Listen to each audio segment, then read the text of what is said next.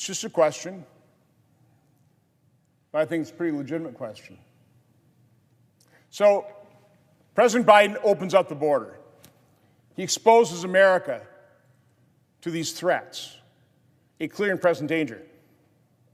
He did it, and members of the administration carry on the drumbeat of President Trump's secure border. It was so inhumane. It was so inhumane to enforce the law. It was so inhumane to stop, or certainly slow, dramatically slow, the trafficking of humans, the sex trafficking, the drug trafficking.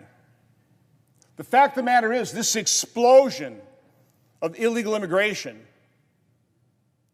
President Biden and his Democrat colleagues here in Congress, who also want an open border, who also caused this problem, their open border policy is facilitating the multi-billion-dollar business model of some of the most evil people on the planet.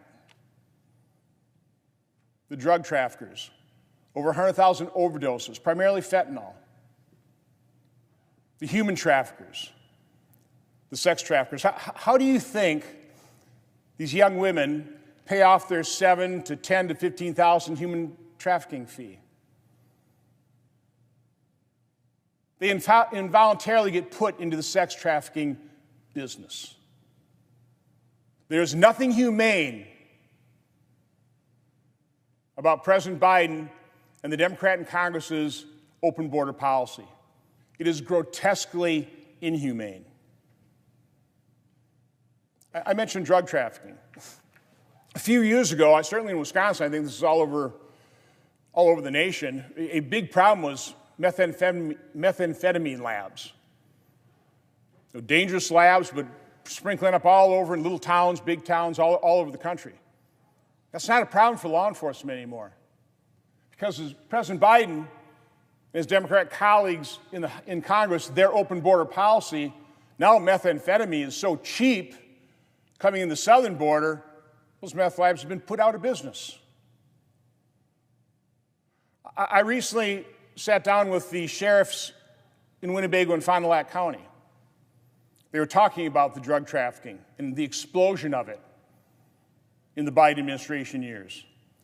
They described how prior to the Biden administration, there was a hub of drug trafficking in Chicago, and the branches split out from there into Wisconsin. Now what's happened, the drug trade is flourishing to such a degree, now Wisconsin has hubs with branches springing out from those hubs as well. And again, I mentioned all the overdose deaths, the tragedies facilitated by the open border policy. This chart is historical up to this point.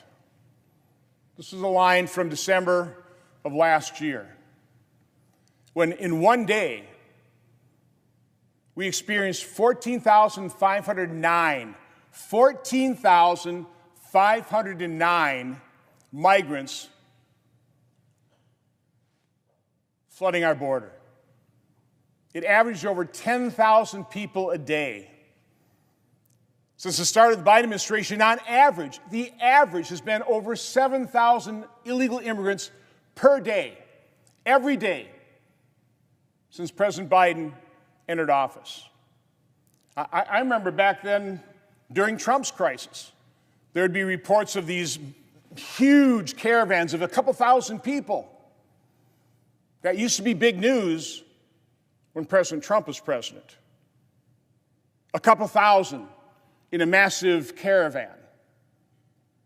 Now 7,000 a day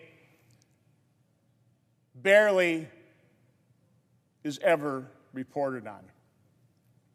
In fact, the only reason the current crisis is being reported on, the only reason President Biden and his colleagues, Democrat colleagues in Congress, their open border, is getting a light shined on it now, is because you have mayors like Mayor Adams in New York and Mayor Johnson in Chicago, sanctuary cities, proud to be a sanctuary city, come one, come all of a sudden found out, it's not a very good idea. Mayor Adams dealing with less than 2%, about 110,000 of the 6 million people, less than 2% of those illegal immigrants led in by Joe Biden and his Democrat colleagues here in Congress is going to destroy New York City.